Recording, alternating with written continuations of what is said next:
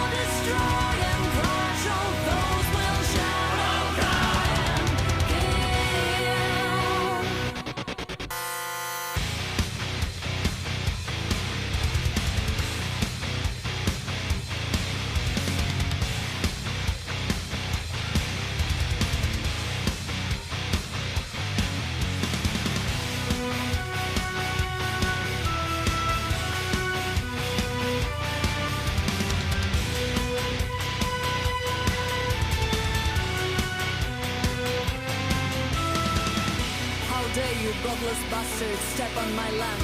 How dare you touch my daughters and sons? This will be your last test unless you turn. Put your two-headed eagle into your ass. And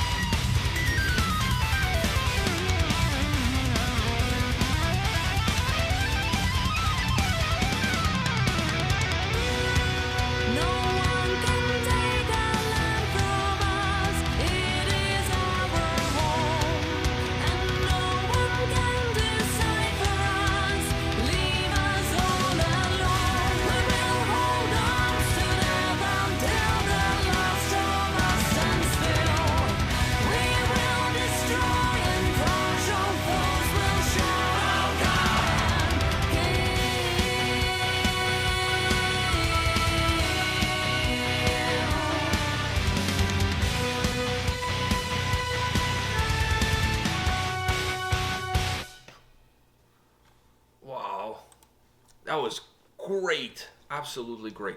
All right. What did you think? Before you get started, because I'm going to let you go first, I just want to say that headgear thing kind of reminded me of Maria Brink in This Moment. She uses that kind of stuff on her head. Anyways. Yeah, the metal chopsticks. Yeah, the metal chopsticks. I mean, you never know when you're going to go down and to the food court and have some sushi and just those wood ones, they're no good. They leave a bad taste in my mouth. Because I hate those. You know, the ones that come free with the food. So I don't blame her for always being prepared for some sushi, or teriyaki, or whatever. Some dumplings, whatever. Something. Some dim sum. Totally go for some dim sum. Yeah, no. And the more I talk about this, the hungrier I'm getting. All right, your thoughts on this song? The song, I mean, blew me away. At the start, I was confused a bit because at the start, it had that big bombastic feel throughout. You know, that intro of all the. It's a symphony. Yeah, but then I felt like when the song actually started, like the guitars and everything kicked in, it felt like it dropped for me. What do you mean by dropped? It felt like my mood dropped because it was so beautiful and larger than life kind of feel with the. But then it merged into the song. It lost a little bit of that big feel. It lost that big feel for me. Yeah, for you, I mean, for everybody, it did. Yeah, because it dropped. It just full on dropped everything. It went from being in the forefront to being in the background. But I think that's the whole point. It works as an intro, but then it moves from being an intro of the song to become one of the elements of the song. But that's why I was confused, because then it just kind of dropped, and then it's still there, but it's just not still very faded. Though at the start of the song, very faded in the background. You just hear the horns and stuff in the background. But then I like how in the chorus they kind of came back and merged, but it never got to the point how in the chorus it never got back to how it was in the beginning. Yeah, it never brought you to that. But it still gave this. Okay, I agree with you. But so is that a problem?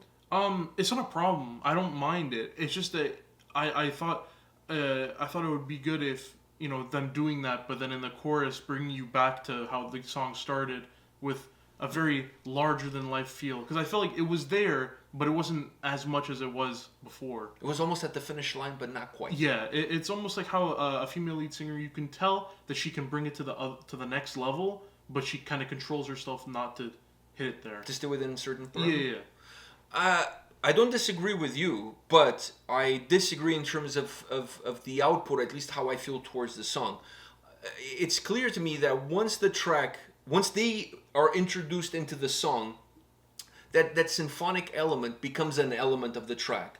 It's not the track, it's an element of the track. So it works well as an intro, and it works well fading in to the song. There's certain moments where it still comes up. It never comes up to the level that it was at the intro. But to me, that's fine. That's part of the song. They're incorporating a symphony, a live symphony into a song.